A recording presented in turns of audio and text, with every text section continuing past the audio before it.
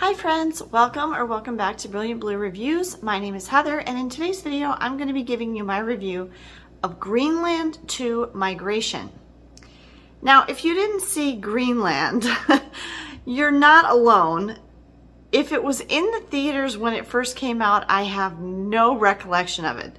This was a pandemic movie that came out during the pandemic, and I'm really not sure if it even was released in theaters at all or where I live.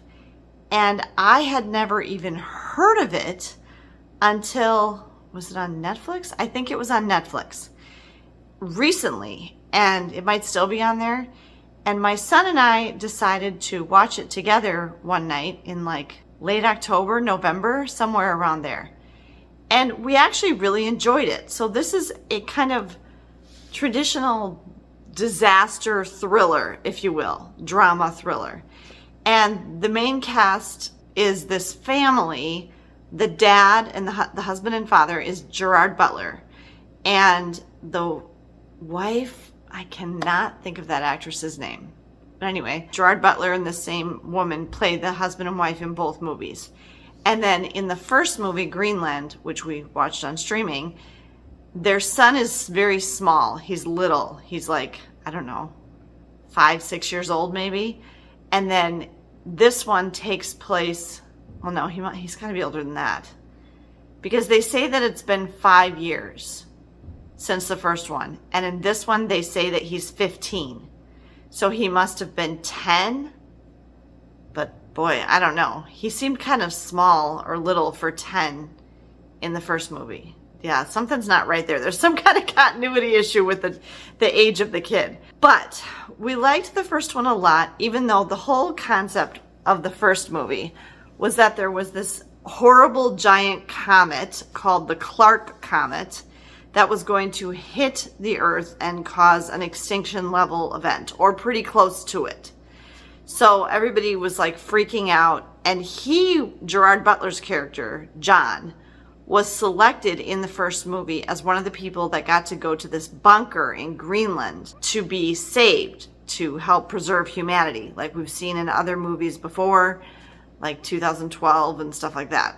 He got to take his wife and his son with him because he was selected because he was some kind of mechanical engineer or a mechanic or something. He was good with like fixing things.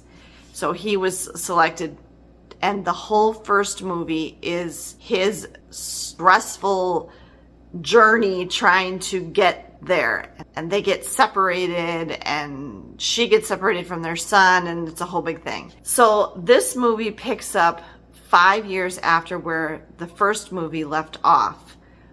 And obviously there's a new actor playing their son, Nathan. The wife's name is Allison. They're living and functioning fairly well in this bunker in Greenland. Okay, now first of all, I'm going to say right away, this bunker is supposed to be in Greenland, and then the destination that they supposedly go to at the end of this movie, which the whole thing is that they're trying to get to where the crater actually hit in the south of France. Both of these are very obviously Iceland. Okay, so that's not what Greenland looks like. That's not what the south of France looks like. Both things were obviously filmed in Iceland, and if you look at the credits at the end of both movies, it says that, you know, the Reykjavik crew and all of this, so they were filmed in Iceland.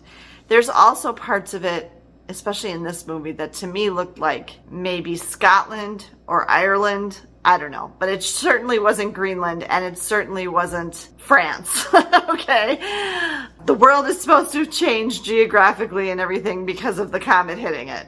Sure.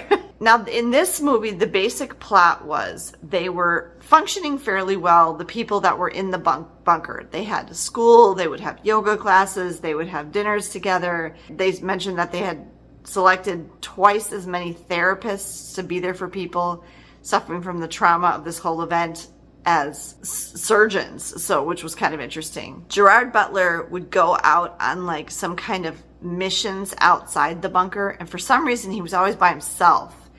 But they show that at the beginning. He's out like kind of checking out things around, and they've got several issues remaining from the comet. One is that the air is dangerous to health and life. It's not breathable, really. It has very high levels of radiation. And then another problem is that the Earth is having all sorts of weird activity, like with climate, and the tectonic plates are moving around. There's a lot of seismic activity. All sorts of things like that are happening outside. And then the third problem that they have is that they know other people have survived on the planet, but they don't know exactly what's happening with those people. And so they're just kind of trying to piece together rumors and stuff. They don't really have any intention of leaving the bunker. They think they'll be okay for a while. They never really explain some things like, what are they eating? Because nothing's going to grow. And, where do they have food? Do they store up enough non-perishable food for all these people, and stuff like that. And like one thing that Ben pointed out was, if they've been in this bunker for 5 years, how does the kid have shoes that fit? Just little things like that. They kind of, you have to kind of just ignore, and, because there's no answers to those questions. There's this kind of scientific decision-making committee that seems to meet. And for some reason, Allison, John's wife, is on that committee. There's no explanation as to why she's on this committee. I don't think she has any particular expertise in anything or anything like that. Whereas the other people on the committee are like military and scientists and stuff. So they don't really explain why is Allison on this committee. But she is. And maybe it was just to give an additional voice, from just the public or something. I don't know. But they're having discussions about we're going to run out of food, or the air is not going to be breathable for us for this much longer, and we can't survive that long, and things like that. And then one of the things that they're discussing at one point is there's a group of survivors outside that have sent out a distress signal, and they're living in caves and mine shafts, and they're saying, we really think we should go get these people. And they take a vote on it because one guy doesn't want to bring anybody else in. And so they're dealing with issues like that. Their son is a teenager. He's developed a crush on another girl in his class. He's very interested in astronomy and the stars, and that's kind of a theme throughout. And he's having a hard time living in the bunker. He wants to have more life than what they're able to have there. So they're dealing with all of these things at the beginning of the movie. Well, then, basically, there's a massive earthquake, I guess is what it is. There's a massive earthquake that happens, and the bunker's integrity is compromised. So much to the point that, they're not going to be able to live there anymore.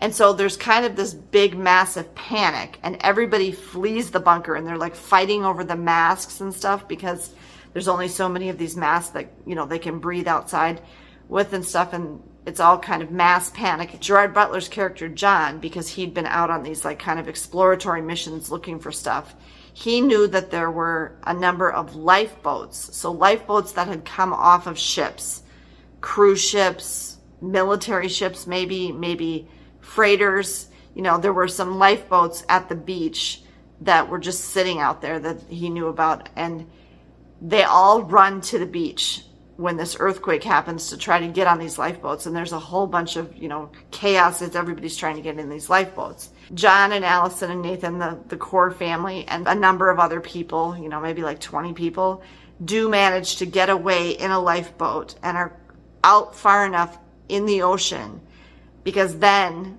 as is often a result of a big earthquake, there is a tsunami.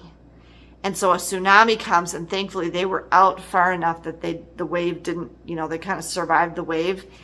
But the wave hits everybody that was in the bunker that's now standing on the beach, and everybody dies. Sorry, spoiler. So, their whole existence that they've had for the last 5 years has been destroyed. So they can't stay there anymore. So then they kind of discuss, what should we do? And they decide to head for England, because that's kind of the closest place and some sort of functioning society.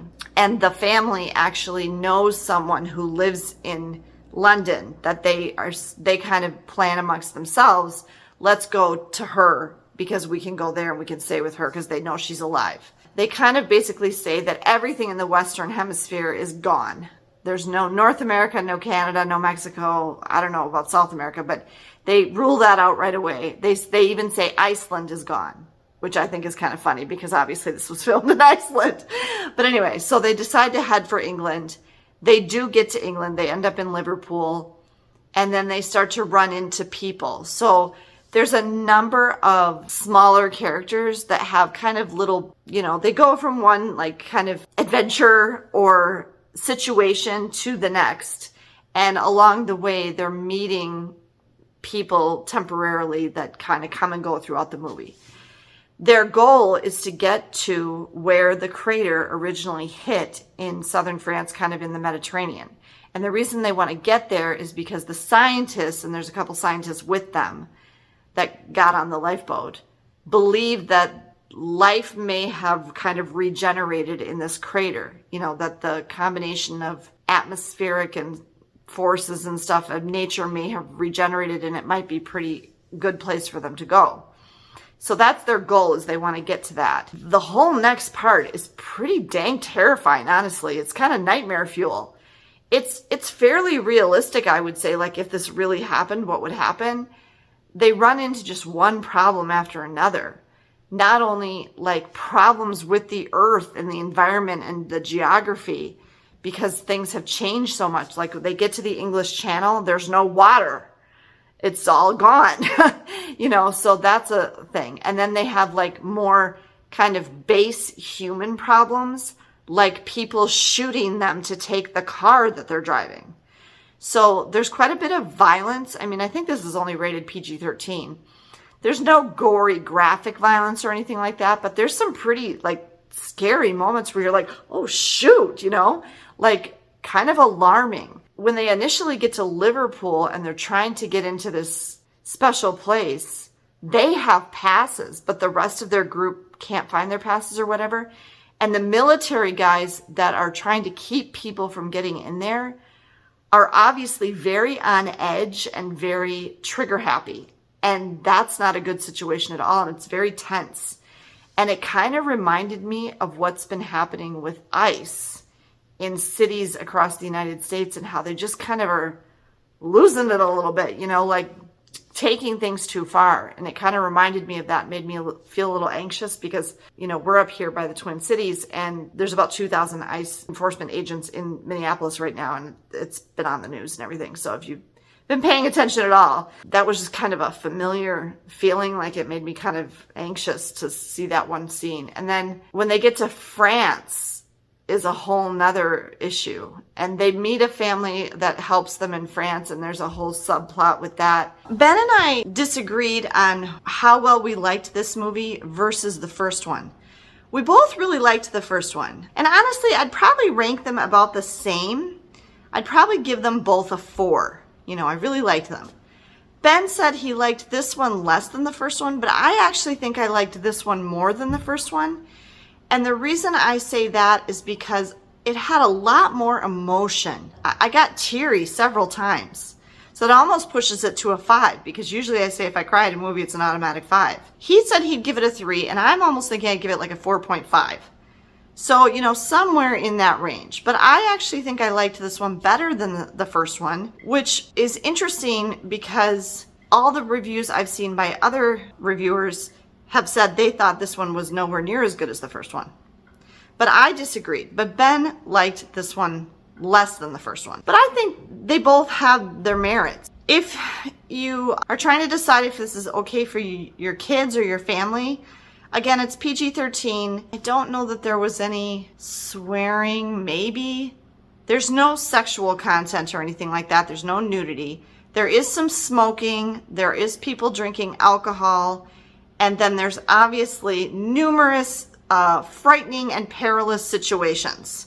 There is quite a bit of violence, and the specific violence I would say in this movie is, number one, nature violence. So, things like the earthquake, the tsunami, comets falling from the sky and killing people. And then there's actually a lot of people that get shot in this one. Now, they don't show close up like people getting shot, but there are quite a good number of people that get shot in this movie. So there's a lot of gun violence and stuff like that. So that's something to be aware of if you're trying to decide if it's appropriate for your family or your kids. But I would give this movie 4 stars, and I thought it was pretty good, and it's worth going to see in the theater. I'm glad that we found Greenland and discovered that first one and were able to watch it recently, and that it was still recent in my mind so that I remembered the story really well when I went to see this one in the theater today. So I hope this video was helpful to you. If you liked it or found it useful at all, please be sure to give it a thumbs up. If you don't want to miss any of my upcoming movie reviews, make sure that you are subscribed to the channel. Thanks for watching, have a great day, and I'll see you next time.